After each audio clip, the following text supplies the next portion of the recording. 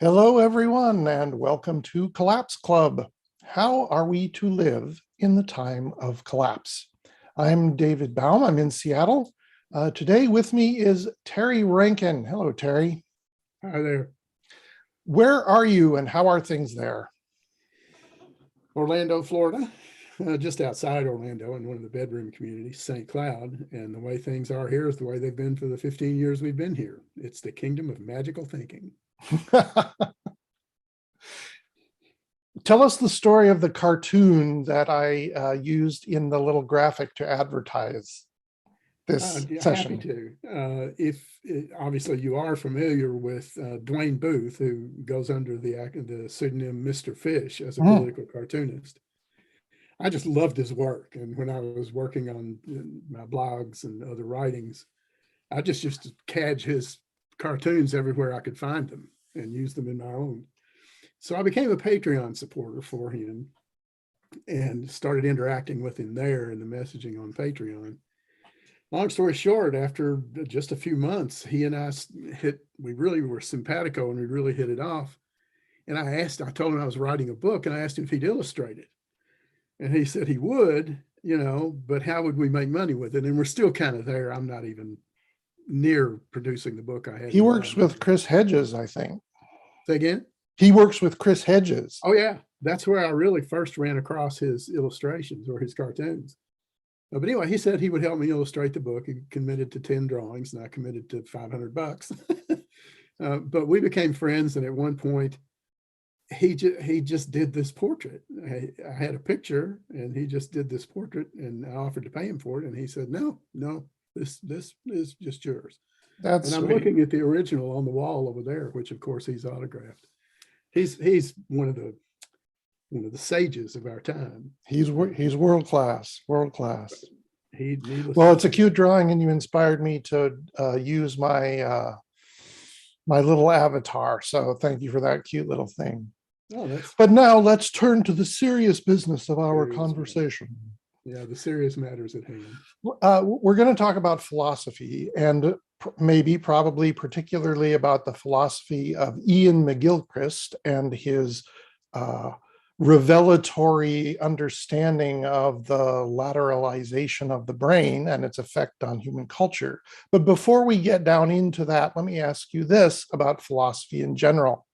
In these times of collapse, when the world is coming down around our ears, why is it important to philosophize? Why is it important to talk about philosophy? Why do we need to understand how we think? Well, I'll go Socratic on you. Do we need wisdom in these times? Yes, we do. Okay, there you have answered your own question. Philosophy is literally transliterated. Philosophy is the love of wisdom. So we need it. We have to love it. We naturally do love it. And it's interesting when you're around really wise people, they don't have to say anything.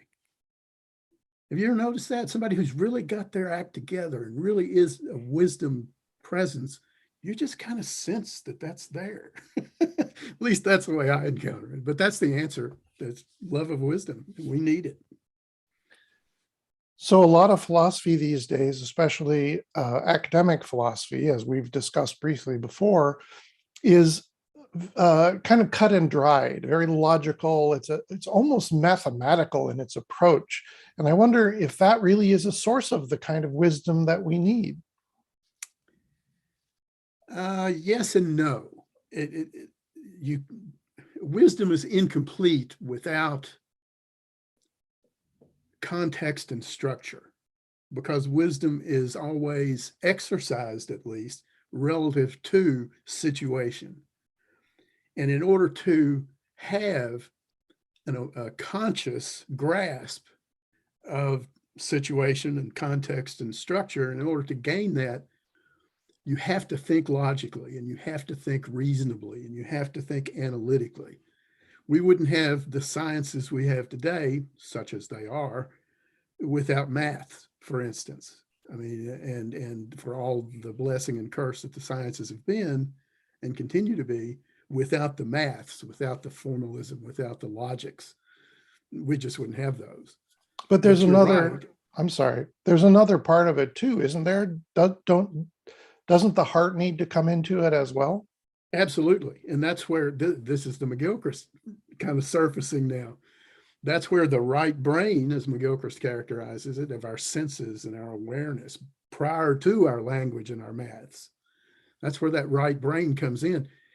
And for the difference between what's happened in the West with that heart and mind and soul and spirit versus what has been longstanding in the Eastern religions, let's just say we're a bit wide of the mark in the West.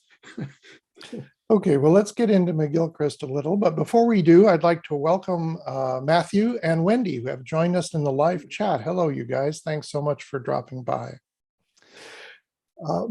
Ian McGilchrist has written 2 books of note. The first one is called The Master and His Emissary, referring to the right brain hemisphere and the left brain hemisphere. The most recent book is a magnum opus of 2 volumes called The Matter with Things, in which he attempts to synthesize essentially all of philosophy throughout human history and bring it into the 21st century. Maybe I could let you describe briefly first his thesis about the 2 hemispheres of the brain. Okay, well, let me say, I have not read hardly any of the latter, The Matter with Things. Neither have I. Matthew Payton that's with us? Yes. Well, he's in the community of practice with me, and he's in the McGilchrist conversations we're having. So sweet. In our community of practice. But anyway, putting it very simply, it's hard to say how long this has been going on, but it's been a genetic, neuroscientific, neurophysiological shift in the way the 2 hemispheres of the brain. Look at any image of the brain and you can see the 2 hemispheres and the corpus callosum that connects them. Genetically, neurophysiologically, so it has to have been hundreds of years. The connection between those 2 brains those 2 hemispheres of the brain has shifted. The left side, where we do all of our analytic, logical, linguistic, mathematical, all of that objective kind of thinking, is in the left hemisphere. Our feelings, our emotions, our intuitions, our creativity, our love, our passions, all of those things are more right hemisphere. And that's the master hemisphere, the right hemisphere in McGilchrist's analysis. And the left hemisphere he calls the emissary. The way I think of that, the master, our sensory awareness of who we are from the inside out to the world we're in, that master takes our awareness and creates a gift, if you will, and presents it through the corpus callosum that connects the 2 hemispheres to the emissary as a message, if you will. Emissaries are message bearers to carry into the world and into our presence in the world. For the last hundreds of years, at least since the Enlightenment, that left hemisphere has staged what I think of as a slow motion coup d'etat against the master. And it's taken over our consciousness and our awareness. That's putting it about as simply as I think I can. I think that's right. I think that accurately reflects what McGilchrist says. He says that we're in trouble because the sequential, manipulative, grasping functions of the left hemisphere, which we use to reach out and get food and find mates and execute language by grasping, concepts, that has usurped its place as the emissary and taken over from the master, the right hemisphere, which sees the entire situation, the gestalt, as McGilchrist loves to say, and is sensitive to the flow of things and implicit meanings, and is aware of new things coming in. So when we try to live totally out of a grasping sequential mind that breaks things up into little tiny pieces, we're in trouble. And the result is the disaster that is overtaking humanity right now. Absolutely. I think that's absolutely a very astute observation as to what McGilchrist is about. I also think of it in terms of that right hemisphere being our sentient being, our sensory sensate awareness, and it is our direct, immediate connection to reality. Okay. I think that's right. Yeah. The left brain, the sapient side of our brain. Say that word again. I'm sorry. It's the left hemisphere, the sapient side of our brain. The right's the sentient, the left is the sapient, as I think of it. That's kind of the, how shall I put it? That's the butcher shop where our sensory awareness gets sliced and diced and cooked and steamed and boiled and marinated and turned into a model of reality.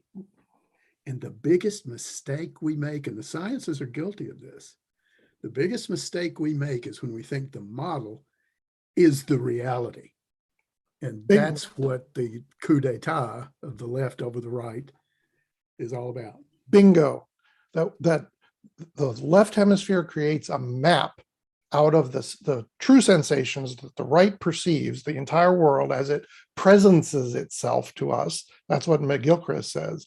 And then the left hemisphere represents, creates a map with categories and general ideas. And our problem is trying to live in the map. You can't live in a map. You have to live in a world. But if you become entranced by the power of your map making skills, which I think is the story of humankind and human science, you get in trouble because you stop paying attention to the effects that you have on the world that you're living in. And if you ignore your context, you're going to screw things up and then you're going to die. Yeah, I think. Dying. Yeah, I have to remind myself, however, because I've done a pretty lengthy study into logic. If I'm in any 1% club, it's in logicians. Without logic and math, we don't get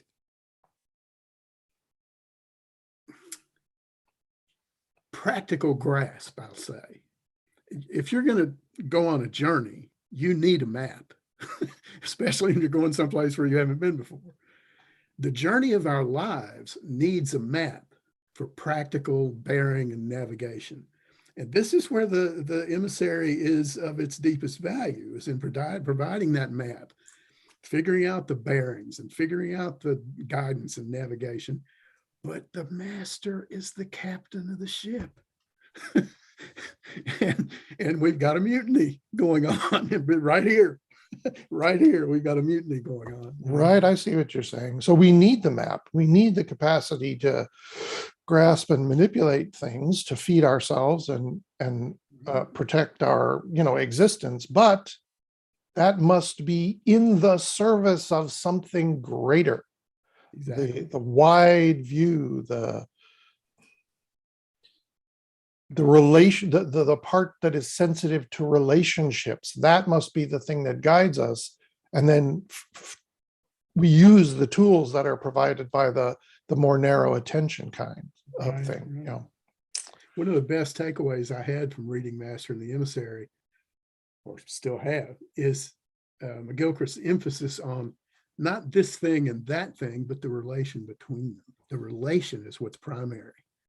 You don't understand positive and negative without understanding the relation of electricity and gravity. And for instance, the polarity relationship is the essence of the positive and negative.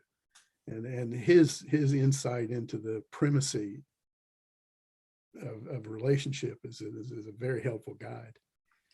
In some of his videos, which I will arrange to post in the description or on this channel, he says this unintelligible thing. He says, relationships precede relata. Relata, it turns out, are the things that are related. So exactly. What he's saying is that the relationships exist first, they come first, and only after the relationships sort of exist and manifest, only after that do the things which are related come into being, which is a very subtle concept. And he says it's as true in quantum mechanics as it is in philosophy or culture or art. Yeah, and I totally agree. I totally think he's right. There's an important play going on here, I think, that kind of is in relationship to that point about the relationship being primary to the relata. And that's the dynamic between metaphysics and physics, physical empirical reality and metaphysical non-empirical reality. And that's part of the place where the left brain has pulled the rug out from under the right brain. Because since the early 20th century, now I'm speaking from my own cosmology and thesis here, but since the early 20th century, at least, we have been living under a scientific, cultural paradigm that just basically said metaphysics is meaningless. Well, I don't think so. And I've done a good bit of study on it. You don't even get science without metaphysics. How would you define metaphysics for people who may not use that word very often? Like, let's break it down. Physics, okay, which used to be called natural philosophy, by the way. All science was natural philosophy until the Enlightenment. Physics is right here, tangible. You know, I can feel me, I can see you, I can smell coffee in the kitchen, and et cetera, et cetera. It's the empirical world that's accessible to the senses, to cognitive agency. Metaphysics, meta means above, for instance, or beyond, transcendent, or primordial, prior to our cognitive grasp. It's kind of at both ends of that spectrum, okay?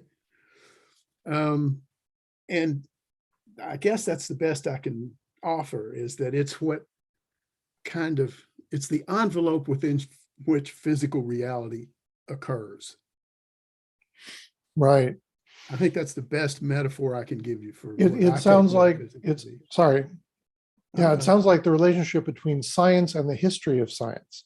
I've always been fascinated by the fact that you can't really understand science, the results of science, without looking at how it came to be. Who were the people who felt the need to investigate nature or investigate their own experience in such a way that it resulted in math and graphs and predictions.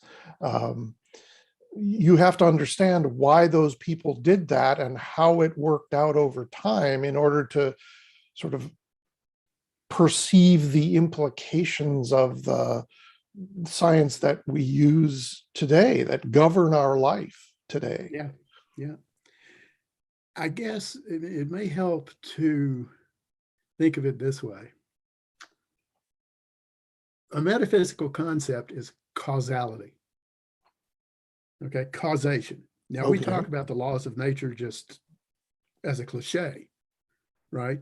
But in physics and chemistry and the hard sciences, if you will, and even by derivation in the softer human sciences, but certainly chemistry, physics, biology, neurology, and all that, we're looking for the laws that create what is, govern what changes, and bring about what is to come. That's what causal laws do. They make the past, the present, and the future in time. But the very notion of a causal law is something outside causality. That's why metaphysics is necessary for the sciences. Say that again. Please say it again. All right. The very idea of a causal law is something we've come up with. Okay? It's outside the laws themselves. The laws have been here for 14 billion years. The Earth's been here for 4.5 billion years. Humans have been here for 300,000 years. You know what I'm saying? But the metaphysics of causality has been there for 14 billion years since the Big Bang. Here's another easy example. Give me a number 3. A number 3? Yeah, that's a symbol for 3 right there, but it's not 3. Oh. 3 is up here. I got you. Okay. All of math is metaphysics. Oh, I mean, what's the ontology? What are the things in the world that make up mathematics? Numbers, quantities. Where do they exist? You can't give me a 9, a square root of -1, which is a number in math. It's the yeah. imaginary number. But all of that's going on up here. There's nothing out in the world. Is this 1 cup of coffee? No, it's just a thing in the world. It's just a cup of coffee. Yes, Exactly. If I had 2, 1 in each hand, I'd still just be having cups of coffee. The idea that there are 1, 2, those things are all metaphysics of mentality. Oh, yeah. I Boy, I think you're scratching the surface of some extraordinarily deep territory. Yeah. But So, instead of diving in there, I want to circle back. okay. At the very beginning, you said that in Florida, where you live, it's the same as it has always been, awash in magical thinking, Kingdom of magical thinking. the Yes. kingdom of magical thinking. So there's, I think, Disney World, you may be referring to that, but perhaps you have a larger critique. Oh, yeah. It's more of a cultural commentary. Yeah. Could you go into But it that a takes us, little? What are you seeing? it's well, let me give you a personal statement on it first. I have the academic credentials to teach. I can't get a job teaching. And I can't get a job teaching in even a community college locally, because as soon as I apply, they go look at my social media. Mhm. They don't want me talking to young people. Why? What do you say that's so Because I objectionable? have a reputation and a history with Extinction Rebellion, Mm. because I'm a frontline activist in this collapse with Deep Adaptation, where it's ministry, and with Extinction, for me, and with Extinction Rebellion, where it's nonviolent direct action and civil disobedience. That up front in a classroom, corrupting young minds, getting them out of the human resource mill. I mean, we're raw human resources for the most part. Now, here in Florida, why I think of it the way I do, the conversation you and I are having would alienate me within the first 2 minutes with Mhm. 99% of the people that live around me. Hmm. And it's not just a matter of not wanting to talk about it. It's a matter of being dogmatically, la, la, la, la, la, la, closed off to the reality, and violently opposed to those who want to open their eyes. That's the culture I'm in here.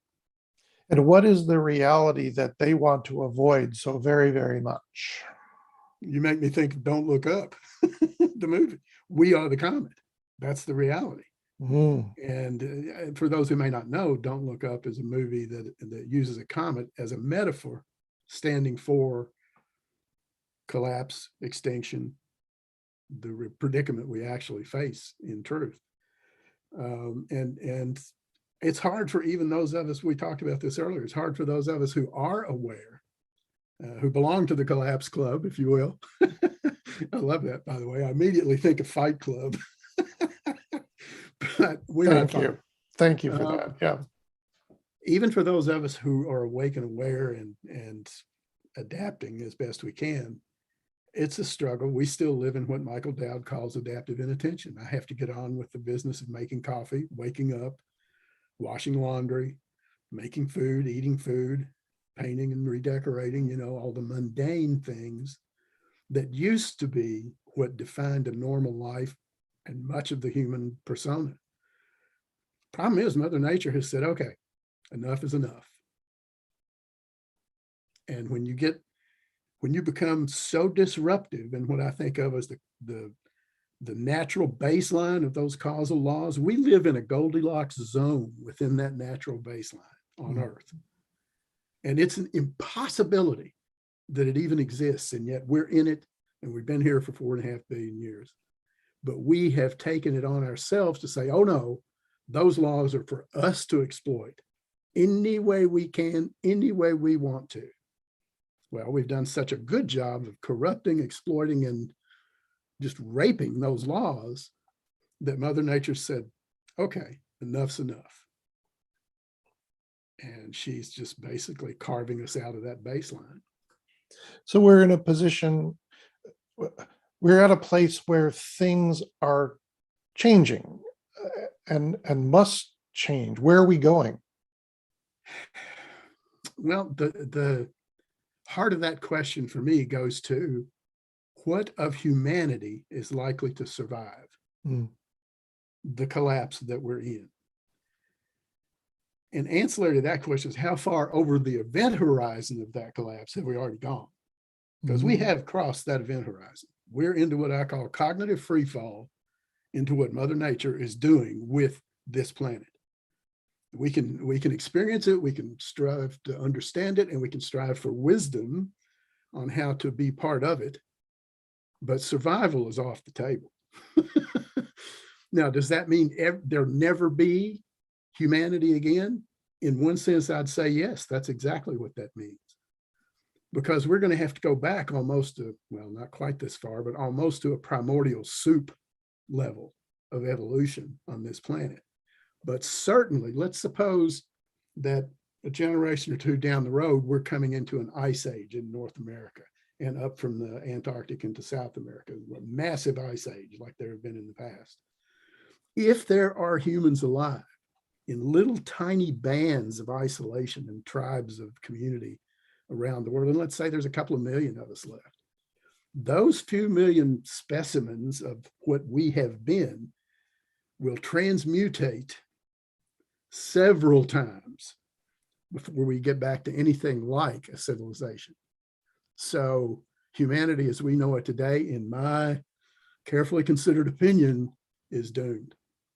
And it will be a couple of generations before our numbers are so causally irrelevant on this planet that we come out of the other end of that long, dark tunnel as maybe another sapient, sentient species, but they're not likely, I think, to even look like us, much less think like us or feel like us. Wow. That's just me now. No, I'm with you. I'm with you all the way. That actually corresponds closely to my own particular vision. I can see why they won't hire you for schools in Florida.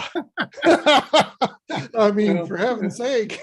Yeah, at my age, I don't really need to or much want to work, but I do love to teach. I do dearly love it. And I hate not to be able to. I mean, you know. Okay, we're coming to the end of our time this time, but we're just scratching the surface here, and I hope we will have further conversations. For this moment, let me just ask you this. Given your exquisite vision of doom, which I share. I love that phrase. Why is it valuable to engage in the kind of thinking that McGilchrist does and that we are attempting to do together here? Why is that valuable given the doom that you see? Well, there is, if we make a conscious effort, and I think I don't want to put words in McGilchrist's mouth, but I think, or thoughts into his mind, but I do think he leans into the possibility that if we're aware of the coup that's taking place between the two hemispheres, and we consciously focus and adaptively go into our implicit senses, our core, our inner being, okay, in a non-rational kind of just spiritual sense. If we go into that at the same time that we're intellectually aware and cognizant of what's happening in this coup, then we can perhaps affect, with an A, affect that transmutation of the mind, that transmutation of the brain in such a way that a legacy grown out of what McGilchrist has discovered in his teaching, some genetic legacy may come of it if enough of us are aware of what he's teaching and that coup, and our progeny way down the line, as distant as they may be genetically, will inherit that little piece of legacy at a genetic level. Kind of like certain species immediately have habits of behavior that they never learn. They come with the genetic map, if you will. I think that's a man, talk about rolling the dice. I think that's an extremely unlikely thing. But the very fact that we live in this Goldilocks zone is so improbable that in any scientific calculation, it's like 0 point, and you can't count enough zeros to get to a non-zero number. Yeah. I mean, it's that improbable. So who knows? The other side of that coin, I think, David, is simply this. And McPherson and both Guy McPherson and Dean Walker have cottoned on to this, and Matthew is working with Dean on this, along the lines of, at the edge of extinction, only love remains. And love is something that abides or not from 1 nanosecond to the next. It has nothing to do with yesterday or tomorrow. You either carry it, nurture it, abide in it, or you don't. And at this point, dancing at the edge, only love remains.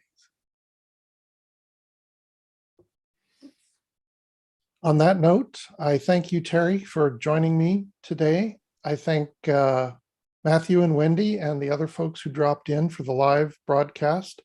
For those of you who are watching this on recording, please subscribe to this channel, like this video if you liked it. And I will arrange to put some links to McGilchrist's videos. He's a charming speaker. He's really an amazing man. So we'll have a chance to look at that. I'll send you a couple. Great. Thank you, Terry, and talk to you soon. Thanks for watching Collapse Club. Until we meet again, farewell. My pleasure, David. Hope we meet again soon.